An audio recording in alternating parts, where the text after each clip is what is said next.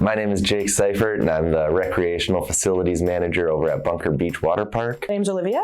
I work at Bunker Beach Water Park. I'm one of the seasonal managers there. My job is to coordinate and manage both the day-to-day things at Bunker Beach during the summer, and then prepare things for the summer during our off-season. Interacting with staff and guests at Bunker Beach is kind of the main role. At Bunker Beach, we have a couple different roles: lifeguards, concession workers, guest services folks, maintenance techs. We're looking to hire about 180 to 200 staff. Really look for someone who's outgoing, really willing to share hey, this is what I've done before, even if it's your first job and you're like, well, I did this one group project where I got to do this one really cool thing. Somebody who's not afraid to kind of go outside the box with their answer. I'm looking for somebody with a good attitude for putting in the work and making sure that the season is fun for both your fellow coworkers and the public at large. I really get to see high schoolers kind of grow and thrive year after year as they join a supervisory role or another assistant manager role. It's really cool to watch them grow. We're excited to have you at Bunker Beach this summer.